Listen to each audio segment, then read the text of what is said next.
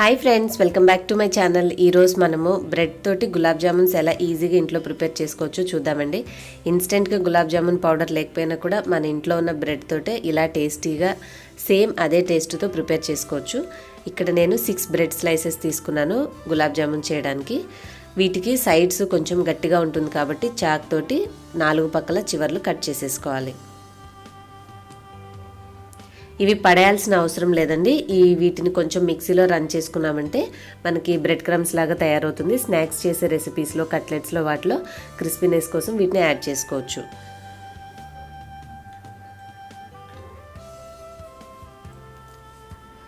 ఇప్పుడు ఈ బ్రెడ్ స్లైసెస్ని చిన్న చిన్న ముక్కలుగా కట్ చేసుకొని, లేదంటే మీరు కొంచెం మిక్సీలో తిప్పుకున్నా సరే మనకి పౌడర్ లాగా అవుతుంది. తర్వాత మనము పిండి అనేది రెడీ చేసుకోవాలి గులాబ్ జామున్స్ చేసుకోవడానికి.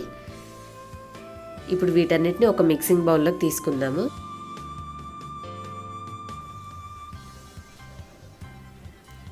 ఇప్పుడు ఈ బ్రెడ్ని తడుపుకోవడానికి మనకి నీళ్ళకు బదులుగా పాలు తీసుకుంటే టేస్ట్ బాగుంటుందండి. సో పాలని కొంచెం కాచి చల్లార్చుకున్న పాలైనా పచ్చి పాలైనా పర్వాలేదు, కొద్ది కొద్దిగా కలుపుకుంటూ పిండి అనేది కలుపుకోవాలన్నమాట. ఒక్కసారిగా ఎక్కువ పాలు పోసేస్తే బ్రెడ్ సాఫ్ట్గా ఉంటుంది కాబట్టి మనకి లూజ్ అయిపోయే అవకాశం ఉంటుంది. ఎప్పుడైనా సరే పిండి అయినా సరే ఇట్లా బ్రెడ్తో చేసుకున్నా కొంచెం పక్కన ఉంచుకొని మనం కలుపుకుంటే పొరపాటున కొద్దిగా లూజ్ అయినా కూడా దాన్ని అడ్జస్ట్ చేసుకోవడానికి మనం స్పేర్గా ఉంచుకునే హెల్ప్ అవుతాయండి. సో ఈ టిప్ మీకు హెల్ప్ఫుల్గా అనిపిస్తే తప్పకుండా ట్రై చేసి మీకు నచ్చితే కామెంట్ సెక్షన్లో చెప్పండి నాకు.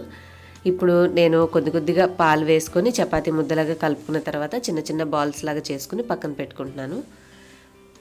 మనకి బాల్ ఎంత స్మూత్గా వస్తే గులాబ్ జామున్ చేశాక విరగకుండా, పగలకుండా, చక్కగా క్రాక్స్ లేకుండా స్మూత్గా కనిపిస్తుంది అనమాట. మీరు కావాలంటే ఒక చుక్క నూనె చేతికి రాసుకుని ట్రై చేసినా కూడా చాలా సాఫ్ట్గా వస్తాయి. మనం ఇప్పుడు వీటిని ఫ్రై చేసుకునే లోపల షుగర్ సిరప్ కూడా స్టవ్ మీద పెట్టుకుని పక్కన మనము మరిగించుకుంటూ ఉంటే సిరప్ రెడీ అయ్యే లోపల మనం బాల్స్ను కూడా ఫ్రై చేసుకుంటే సేమ్ టైంలో రెండు మనకి ఈజీగా ప్రిపేర్ అయిపోతాయి. నేను 1/2 కప్ షుగర్ తీసుకొని కొంచెం ఒక 1/2 గ్లాస్కి అంటే కొద్దిగా ఎక్కువగా నీళ్ళు తీసుకున్నాను. మరీ ఎక్కువగా తీసుకుంటే సిరప్ రెడీ అవ్వడానికి చాలా టైం పడుతుంది అనమాట. సిరప్ రెడీ అయ్యేటప్పుడు 2 యాలకుల్లో కొద్దిగా పంచదార వేసుకొని దంచుకొని పౌడర్ చేసుకొని దాన్ని కూడా కలుపుకొని మనం మరిగించుకుంటే సిరప్ అనేది చక్కగా రెడీ అవుతుంది. మీడియం ఫ్లేమ్లో ఉంచుకొని అది రెడీ అయిపోయాక మనం పక్కన పెట్టేసుకొని ఒక చిన్న గిన్నెలో మీరు బాండీలో ఆయిల్ తీసుకొని ఇప్పుడు మనం రెడీ చేసుకున్న ఈ బాల్స్ని ఫ్రై చేసుకోవాలి.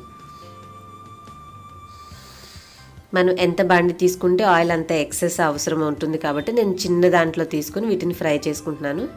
మీరు ఎక్కువ చేసుకున్నట్లయితే పెద్ద బాండీలో పెట్టుకొని చక్కగా ఫ్రై చేసుకోండి. ఇవి ఎక్కువగా నూనెను కూడా పీల్చవు. మనకి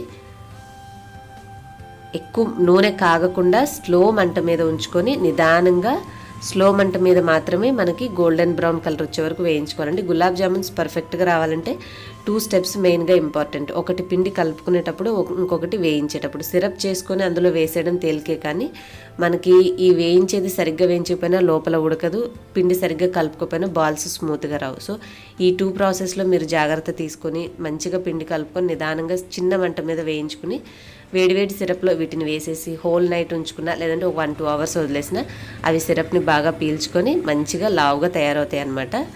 చాలా టేస్టీగా ఎమ్మీగా ఉంటుంది. తప్పకుండా ట్రై చేయండి. మనకి ఇన్స్టెంట్ పౌడర్ కొనాల్సిన అవసరం లేకుండా ఇంట్లో ఈజీగా తక్కువ రేట్లో వచ్చే బ్రెడ్ తోటే ఇలా బ్రెడ్ జామున్స్, గులాబ్ జామున్స్ చేసుకొని మీరు మీ ఫ్యామిలీ మెంబర్స్ని చక్కగా ఆనంద పెట్టచ్చు.